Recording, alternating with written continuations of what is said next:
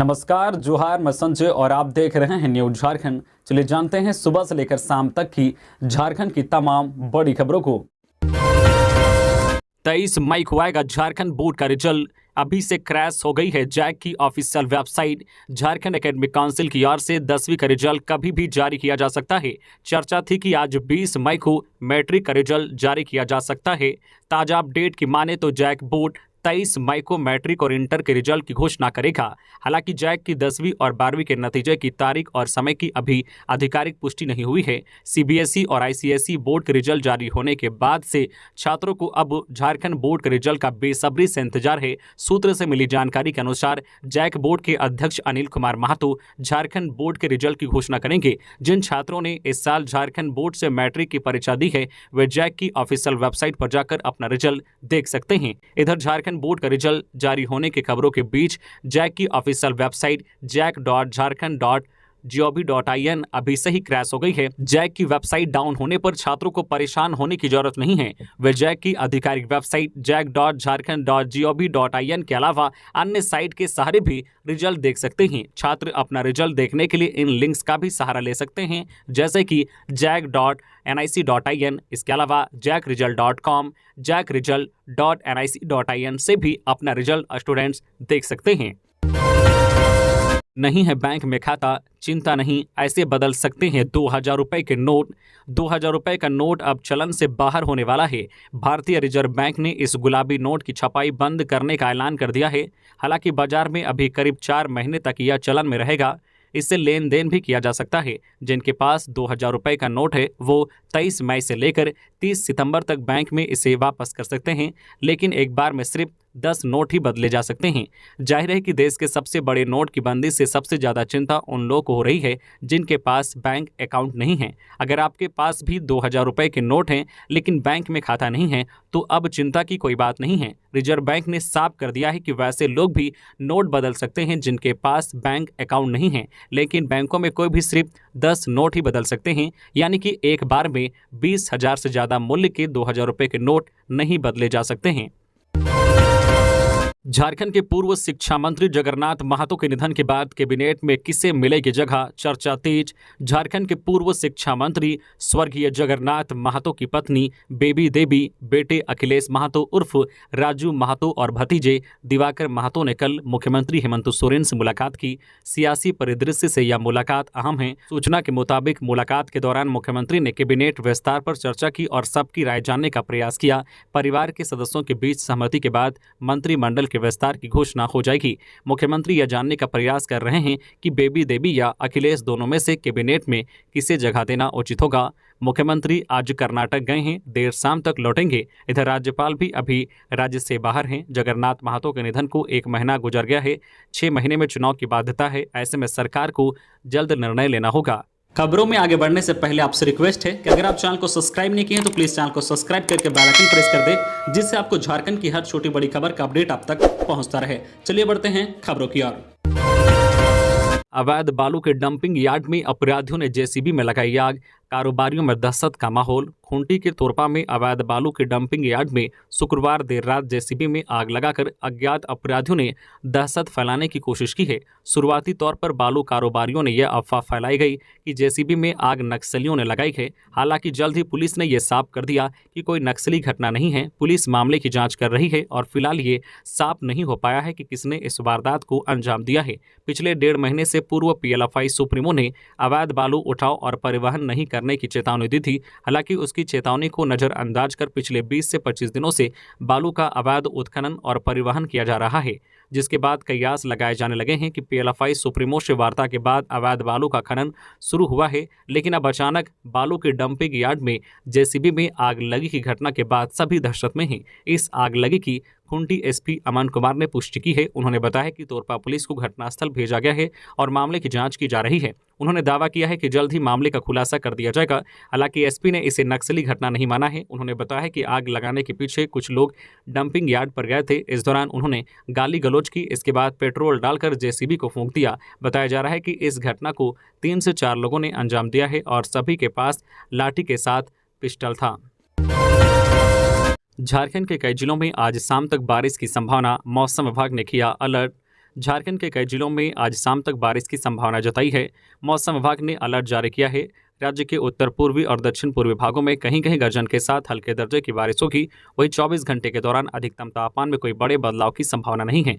पूर्वी सिंहभूम, पश्चिमी सिंहभूम जिले के कुछ भागों में शाम तक हल्के से मध्यम दर्जे की मेघा गर्जन और वज्रपात के साथ हल्की बारिश होने की संभावना है। साथ ही जिले के कुछ स्थानों पर तेज हवाएं भी देखी जा सकती है। वहीं राज्य में 23 मई तक कहीं कहीं गर्जन के साथ बारिश हो सकती है। वज्रपात भी हो सकता है। इस दौरान हवा की गति 30 से 40 किलोमीटर प्रति घंटे रहने की संभावना है। दूसरी तरफ 23 मई तक मौसम विभाग ने कई जिलों में लू का अलर्ट भी जारी किया है और लोगों को गर्मी से सतर्क रहने की चेतावनी दी है। हालांकि कई जिलों में छिटपुट बारिश होगी, लेकिन गर्मी में कोई अंतर नहीं पड़ने वाला है। झारखंड के 500 हाई स्कूलों में बनेगी मिट्टी जांच प्रयोगशाला।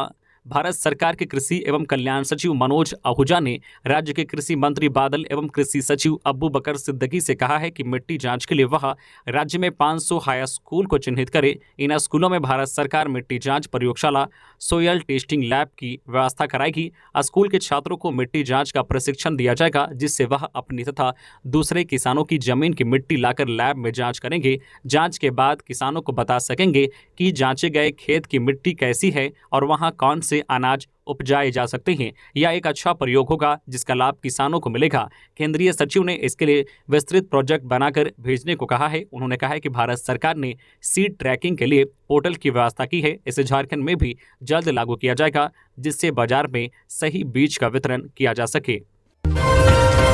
नर्सिंग कॉलेज में एडमिशन के लिए एप्लीकेशन शुरू। 16 जून तक ऑनलाइन आवेदन। 5 शहरों में ली जाएगी नामांकन परीक्षा।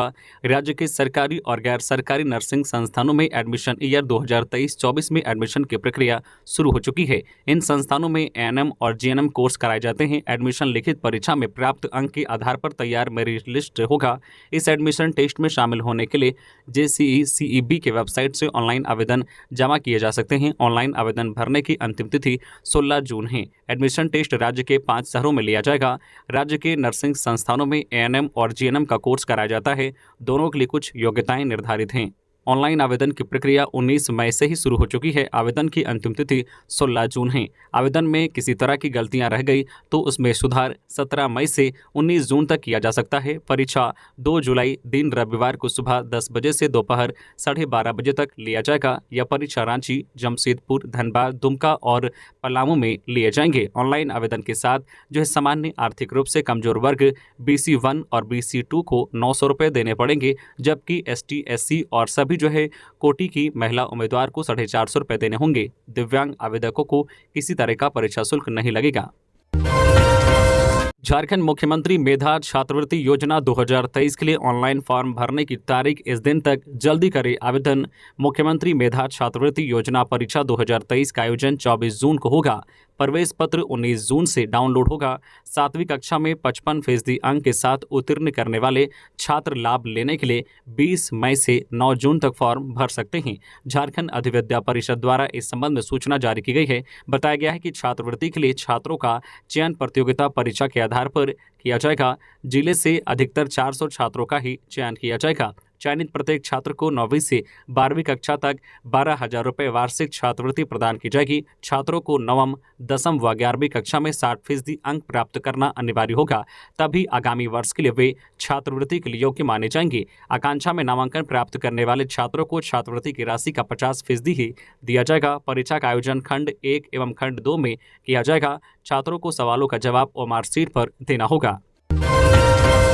शादी में गए थे मां बाप, घर में घुसे हैवान। मेदिनीनगर में दलित लड़की के साथ गैंगरेप। झारखंड के पलामू जिले में 16 वर्षीय एक दलित लड़की के साथ सामूहिक बलात्कार किए जाने का मामला सामने आया है। पुलिस ने शुक्रवार को यह जानकारी दी। घटना रांची से करीब 225 किलोमीटर दूर हुसैनाबाद थाना क्षेत्र के एक गांव में बृहस्पतिवार को हुई। घटना के वक्त किशोरी के माता पिता शादी समारोह में गए हुए थे और वह घर में अकेली थी। हुसैनाबाद के उप संभागीय पुलिस अधिकारी पूज्य प्रकाश ने मीडिया को बताया है कि उसी गांव के रहने वाले आरोपी किशोरी के घर में घुस गए और उसके साथ बलात्कार किया। अपराध को अंजाम देने के बाद आरोपी वहां से फरार हो गए। मामले में अभी तक कोई गिरफ्तारी नहीं हुई है। पुलिस अधिकारी ने बताया है कि किशोरी के माता पिता से मिली शिकायत के आधार पर इस सिलसिले में एक मामला दर्ज कर पीड़िता को मेडिकल जांच के लिए अस्पताल भेजा गया है। पुलिस अधिकारी ने बताया कि मामले की जांच के लिए एक विशेष पुलिस दल का गठन भी किया गया है। जेबीवीएनएल की बिजली दर में बढ़ोतरी की तैयारी। राज्य में झारखंड बिजली वितरण निगम जेबीवीएनएल की बिजली दरों में 1 जून से बढ़ोतरी लागू की जा सकती है। यह बढ़ोतरी वर्तमान बिजली दर से 25 से 30 पैसे प्रति यूनिट तक हो सकती है। सूत्रों के अनुसार आयोग की ओर से घरेलू उपभोक्ताओं की बिजली दर में मामूली या बढ़ोतरी नहीं की जा सकती। वाणिज्यिक उपभोक्ताओं की बिजली दरें बढ़ाई जा सकती है। झारखंड राज्य विद्युत नियामक आयोग जेएसईआरसी ने जेबीवीएनएल के वित्तीय वर्ष 2021-22 के बिजली टैरिफ पर जन सुनवाई एवं अन्य प्रक्रिया लगभग पूरी कर ली है। सूत्रों के अनुसार उपभोक्ताओं की राय और मौजूदा स्थिति पर आयोग मंथन कर रहा है और मई के अंतिम हफ्ते में टैरिफ ऑर्डर जारी करेगा। कम नहीं हो रही है रिम्स की लापरवाही। डेंटल कॉलेज में गिरा सीलिंग फैन, 2 छात्राएं हुई घायल। राज्य के सबसे बड़े अस्पताल रिम्स में लापरवाही के आलम आए दिन देखने को मिलते हैं। शुक्रवार को डेंटल कॉलेज के भवन में 4थे तल्ले पर छात्र पढ़ाई कर रहे थे। इसी दौरान सीलिंग फैन जमीन पर आ गिरा, जिसमें 2 छात्राएं घायल हो गई। अचानक सीलिंग फैन के गिरने से क्लास में अफरा तफरी का माहौल बन गया। छात्रों ने कहा है कि 9 साल पहले ही डेंटल कॉलेज का निर्माण हुआ था, उसके बाद एक बार भी रिपेयरिंग का काम नहीं हुआ है। छात्रों ने कहा है कि रिपेयरिंग के अभाव में भवन जर्जर हो चुका है। आए दिन भवन का प्लास्टर गिरने की शिकायत मिलती रहती है या फिर दीवार में दरार पड़ने के मामले भी आते रहते हैं। बावजूद इसकी कोई देखभाल करने वाला नहीं है। इससे छात्रों में हमेशा दुर्घटना का भय बना रहता है। शुक्रवार को पंखा गिरने के बाद छात्रों ने आरोप लगाया है कि विभागीय अध्यक्ष डॉक्टर जयप्रकाश कुमार के द्वारा पंखा गिरने के बावजूद भी उसी क्लास में दोबारा क्लास ली गई। छात्रों ने कहा है कि बार बार शिकायत करने के बावजूद भी डेंटल कॉलेज के रिपेयरिंग को लेकर किसी तरह का कोई ठोस कदम नहीं उठाया जा रहा है। स्थिति अगर ऐसी ही रही तो आने वाले समय में किसी बड़ी दुर्घटना से इनकार नहीं किया जा सकता है। छात्रों ने बताया है कि जहां पर घटना हुई है वहां पर प्रैक्टिकल की क्लास होती है। प्रतिदिन छात्रों का आना जाना उसी भवन से होता है। इसके बावजूद भवन की रिपेयरिंग को लेकर ना तो प्रबंधन और ना ही डेंटल विभाग के पदाधिकारी गंभीर नजर आते हैं। पंखा गिरने से जिन 2 लड़कियों को चोट आई है, दोनों का प्राथमिक इलाज करा दिया गया है। घटना के बाद डेंटल कॉलेज के छात्रों की मांग है कि पूरे भवन की एक बार फिर से रिपेयरिंग कराई जाए ताकि शुक्रवार को हुई घटना की तरह दोबारा बड़ी घटना न हो।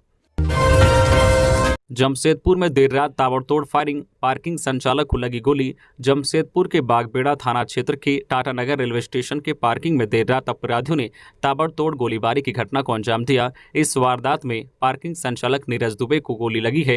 हालांकि इस घटना के बाद अपराधी आसानी से वहां फरार हो गए, जिसके बाद स्थानीय लोगों ने आनन फानन में घायल नीरज दुबे को टीएमएच अस्पताल में भर्ती कराया, जहाँ उनका इलाज चल रहा है और उनकी हालत गंभीर बताई जा रही है। सूचना मिलते ही रेलवे स्टेशन पर बागबेड़ा थाना प्रभारी मौके पर दलबल के साथ पहुंचे और मामले की जांच में जुट गए। बताया जा रहा है कि कुछ अपराधी पार्किंग के पास जमावड़ा लगाए हुए थे। इसी दौरान पार्किंग के संचालक नीरज दुबे ने उन लोगों को जाने को कहा। इसी बीच दोनों के बीच कहासुनी हो गई और अपराधियों ने पिस्टल निकाला और ताबड़तोड़ गोलियां चलानी शुरू कर दी, जिसमें नीरज दुबे को 2 गोली लगी है। हालांकि इस घटना के बाद आसपास पूरे इलाके में अफरा तफरी का माहौल देखने को मिला। घटना की सूचना मिलते ही पुलिस दलबल के साथ घटनास्थल पर पहुंची और मामले की जांच कर रही है। वहीं रेलवे स्टेशन के पार्किंग में लगे सीसीटीवी कैमरे को भी पुलिस खंगाल रही है। भूमि घोटाले में अमित अग्रवाल का बयान भी दर्ज करेगी ईडी। रांची में सेना जमीन घोटाले में ईडी की टीम कोलकाता के कारोबारी अमित अग्रवाल से पूछताछ करेगी। जल्द ही ईडी के रांची जोनल ऑफिस के द्वारा अमित अग्रवाल को समन किया जाएगा। ईडी को इस बात के पुख्ता साक्ष्य मिले हैं कि करमटोली के समीप सेना की 4.55 एकड़ जमीन की डील में अमित अग्रवाल की भूमिका है। प्रेम प्रकाश ने अमित अग्रवाल की कंपनी जगतबंधु टी एस्टेट के लिए ही सेना जमीन हथियाने की साजिश रची थी। जमीन हथियाने की साजिश रचने में अमित अग्रवाल व प्रेम प्रकाश की भूमिका के साक्ष्य मिले हैं। ईडी ने 10 मई को दिलीप घोष की उपस्थिति का समन भेजा था, लेकिन वह बीमारी की बात कहा ईडी के समक्ष उपस्थित नहीं हुए थे। कोलकाता के ही दिलीप घोष अमित अग्रवाल से जुड़ी कंपनी जगतबंधु के निदेशक हैं। दिलीप घोष के ठिकानों पर 4 नवंबर 2022 को छापेमारी हुई थी। तब ईडी की टीम ने अमित अग्रवाल को कोलकाता के आवासों पर भी दबिश दी थी, लेकिन तब अमित अग्रवाल दूसरे केस में जेल में बंद थे। ईडी की जांच में अब तक जो तथ्य आए हैं उसके मुताबिक अमित अग्रवाल और प्रेम प्रकाश ही सेना जमीन घोटाले के मास्टरमाइंड हैं। सेना के कब्जे वाली जमीन जिसका सरकारी मूल्य 20 करोड़ है, उसकी बिक्री 7 करोड़ में की गई, जबकि कुछ लाख रुपए ही खातों के जरिए जमीन के कथित मालिक प्रदीप बागची को दी गई थी। तो ये थी आज की झारखंड की टॉप बड़ी खबरें। इसी तरह से झारखंड की हर छोटी बड़ी खबर देखने के लिए आप हमारे चैनल न्यूज झारखंड चैनल को सब्सक्राइब करके बेल आइकन प्रेस कर दें, जिससे आपको झारखंड की हर छोटी बड़ी खबर का अपडेट आप तक पहुंचता रहे।